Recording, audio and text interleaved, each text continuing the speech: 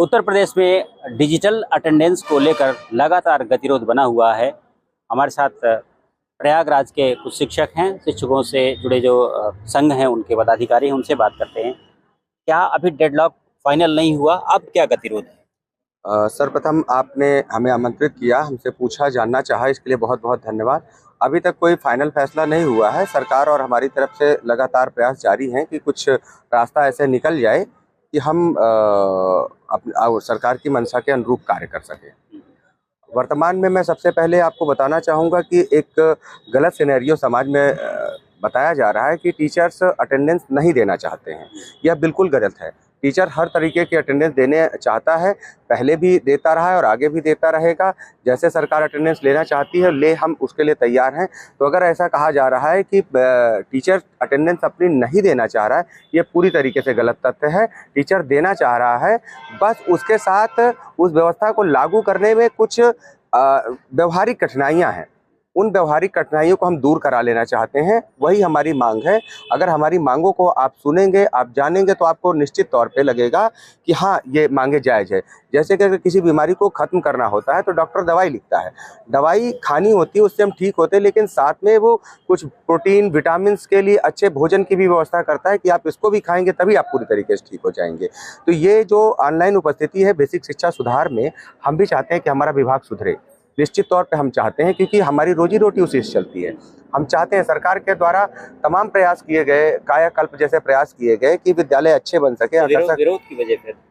विरोध की वजह सिर्फ ऑनलाइन अटेंडेंस में आने वाले जो बाधाएं हैं उसके गतिरोध को दूर ना किया जाए। व्यावहारिक नहीं है। व्यवहारिक नहीं है। व्यवहारिकता, उसको व्यवहारिक बना दिया जाए, उसको व्यवहारिक रूप से लागू करने में जो कठिनाई आ रही हैं उसका समाधान कर दिया जाए, तो हम उसके लिए तैयार हैं। सबसे बड़ी व्यवहारिक कठिनाई मैं आपको बताना चाहूँगा, आपके चैनल के माध्यम से पूरे समाज को बताना चाहूँगा कि देश नहीं, पूरे विश्व के भी अगर किसी कर्मचारी को आप देखेंगे तो उसके पास 14 CL होती है, कहीं 12 हो सकती है, कहीं 14 हो सकती है, 1-2 का अंतर होता है। उसके अलावा उसके पास लगभग 30 से 35 EL की सुविधाएँ होती हैं अलग अलग जगह पे, लेकिन 30 से प्लस होती हैं। बेसिक शिक्षा विभाग के पास, इनके शिक्षकों के पास मात्र 14 CL होती है। CL का मतलब ये होता है कि कभी हम स्कूल जाने लगे, रास्ते में गाड़ी खराब हो गई, बारिश होने लगी, फंस गए, उसी में चली जाते। या जैसे हम अपने विद्यालयों में PTM करवाते हैं तो बुलवाते हैं, हम अपने बच्चों को PTM में जा सकें। इसके अलावा किसी प्रकार के हमारे पास छुट्टियां नहीं हैं। हम यह कह रहे हैं कि हमें भी अन्य विभागों की तरह 30 EL दे दी जाए, ताकि अगर कभी हमें देर होने लगे तो हम अपनी छुट्टी का इस्तेमाल कर लें। हमने देर हो लगी, हम देर से क्यों जाएं? हम देर से भी इसलिए पहुंचते हैं कि हमारे पास छुट्टी खत्म हो गई। अब हमें पता चला कि हमारी गाड़ी खराब हो गई, हमें आधा घंटा उसे बनवाने में लग गया, फिर भी हम विद्यालय जाते हैं। सामने वाले को लगता है कि ये तो देर से आ रहे हैं। हम अगर ऐसी हमारे पास छुट्टियां होंगी तो ठीक है, हमें देर हो रही तो हम छुट्टी ले लेंगे, हम नहीं जाएंगे, कोई दिक्कत नहीं है। और भी कई समस्याएं हैं, जैसे कि अगर किसी टीचर के पास सिर्फ 14 CL है, सबके माँ बाप भाई बहन सबके होते हैं, अगर किसी परिवारी जन की मृत्यु भी हो जाती है, CL और EL बढ़ाई जाए, CL और EL बढ़ा दी जाए, ये हमारी मुख्य मांग है। दूसरी बात, हमें मान लीजिए कि अभी डिजिटल अटेंडेंस है, दोनों टाइम देना है, मैं ही विद्यालय गया और वहाँ मुझे दोपहर में अचानक से बुखार आ जाए, तो मैं तो सुबह से 8 बजे से पढ़ा रहा था, 1 बजे तक मैंने पढ़ाया, 1 घंटे पर जो पहले बुखार आ गया और मैं निकलना चाहता हूँ, तो मैं तो पूरे दिन के लिए अनुपस्थित माना जाऊँगा। उस स्थिति के लिए हमें हाफ CL की भी व्यवस्था की जाए। जी, यही कुछ मांगे हैं जिसको गतिरोध दूर कर दिया जाए।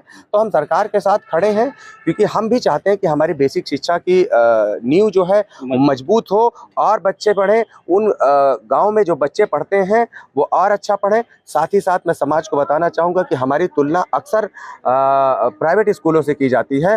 तो मैं सभी जनमानस से कहना चाहूँगा कि देखिए, ठीक है, तुलनाएँ करना चाहिए, लेकिन आप अपने स्कूल आसपास के टॉप स्कूलों को देख लीजिए, कितने स्कूल हैं जिसमें प्रत्येक कक्षा को एक शिक्षक नहीं मिला हुआ है। और आप महोदय, आप क्योंकि आप एक पत्रकार हैं, आप जांच देखें, सब क्लासों को एक टीचर उपलब्ध नहीं है। तो ये कुछ चीजें हैं जिसकी वजह से समस्याएं हैं। हम उन्हें अनुपात ठीक नहीं है। जी बिल्कुल, ये कुछ समस्याएं, अगर इनका समाधान किया जाता है, हमारी मांगों को माना जाता है, तो हम सरकार के साथ खड़े। हमारा विरोध सरकार से कतई नहीं है, हमारा विरोध सरकार से नहीं है, हमारा विरोध अटेंडेंस से नहीं है। हमारा ये कहना है कि इसको व्यवहारिक कर दिया जाए। धन्यवाद। आप बताइए कि अब तो सरकार ने आपको कुछ रिलैक्सेशन भी दे दिया है कि डिजिटाइप ऐप में कर सकते हैं 9:30 से लेकर 8:30 से लेकर के विद्यालय खत्म हो, अब भी सेटिस्फाइड नहीं है टीचर्स हमारे? देखिए, सेटिस्फाई तो ऑनलाइन अटेंडेंस से हैं, जैसा कि हम सब बताते आए हुए हैं, हमें कोई समस्या नहीं है। जो 8:30 बजे का ग्रेस पीरियड दिया गया है वो अस्थायी है, वो भी स्पष्टीकरण के साथ है। और हम आपको बताना चाहेंगे कि ऑनलाइन टीएनसी अप्लाई है उसमें। और अभी भी हम बताना चाहेंगे कि अभी भी उस पोर्टल पर क्या कहते हैं 8 बजे के बाद वो पोर्टल क्लोज हो जा रहा है, तो व्यवहारिक रूप से अभी वो सेवा में नहीं आया है। और सबसे बड़ी समस्या जो डिजिटल उपस्थिति की है वो यही है कि अगर हमारे यहाँ शिक्षक साथी हैं, उनको अपना विवाह करना है, या मान लीजिए किसी हमारे शिक्षक साथी के माता पिता गुजर गए, देहावसान हो गया। हमारे हिंदू धर्म में 13 दिन का एक क्रियाकर्म होता है और 14 सीएल हमें मिलती है। तो अब उस स्थिति में एक अवकाश है हमारे पास, मेडिकल अवकाश है। लेकिन अगर हम एक शिक्षक हैं, गलत मेडिकल दिखा करके हम अपनी शादी करें तो वह भी तो अनुचित है ना। और अगर हम अपने माता पिता का क्रियाकर्म करें, लीव का इशू हो रहा है।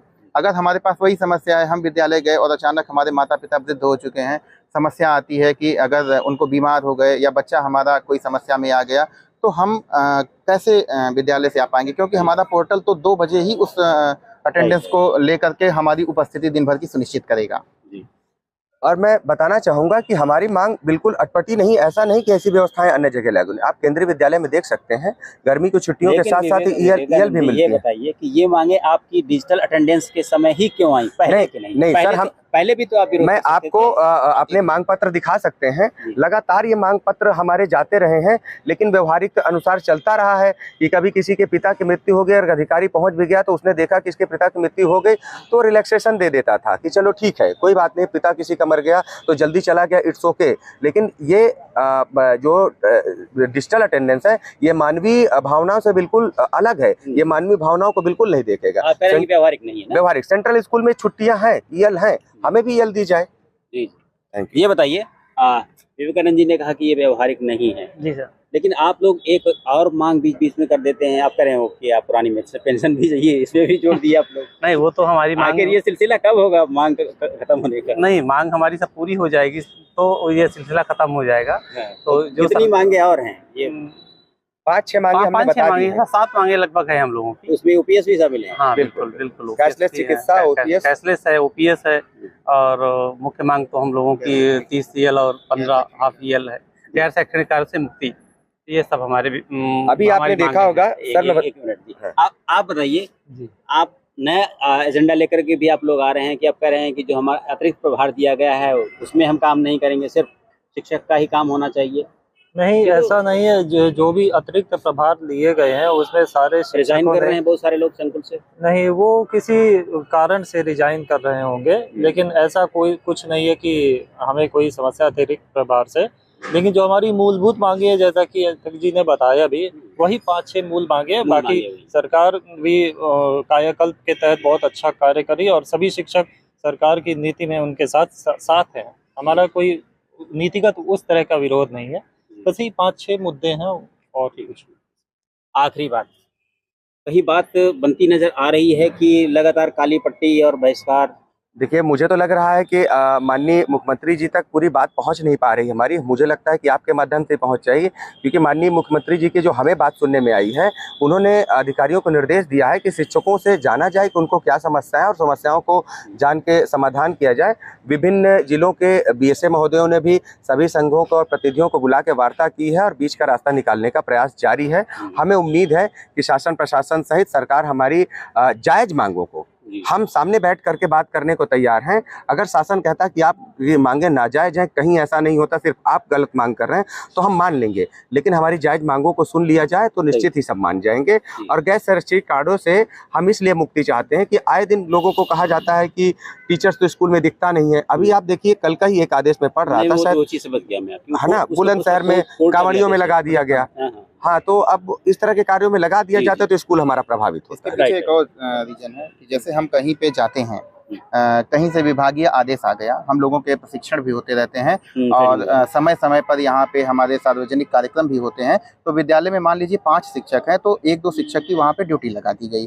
अब आम जनमानस में क्या मैसेज जाता है, हमारे जो हाँ। गांव के लोग हैं उनको जो लगता है कि टीचर मास्टर आते साहब नहीं हैं। आज नहीं आए हुए हैं, 2 दिन से नहीं आए हैं, 3 दिन 4 दिन के लिए प्रशिक्षण में चले गए। तो इन सब चीजों को व्यवहारिक बनाने की आवश्यकता है। जी। कभी कभी मंडी में चले गए, मंडी में भीड़ है या बरसात हो गई, गाड़ी खराब चीजों हो को गई, व्यवहारिक व्यवहारिक बनाया जाए। बिल्कुल, जी। बाकी हम खुद चाहते हैं कि हमारे बेसिक शिक्षा जो है नींव है, शिक्षक इतिहास लिखता है, शिक्षक ही आज बच्चों को आगे पहुंचाता है, बेसिक शिक्षा पीढ़ी को आगे ले जाता है।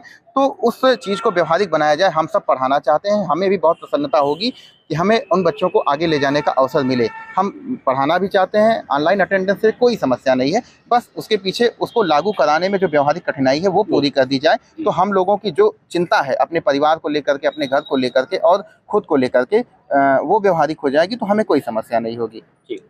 धन्यवाद।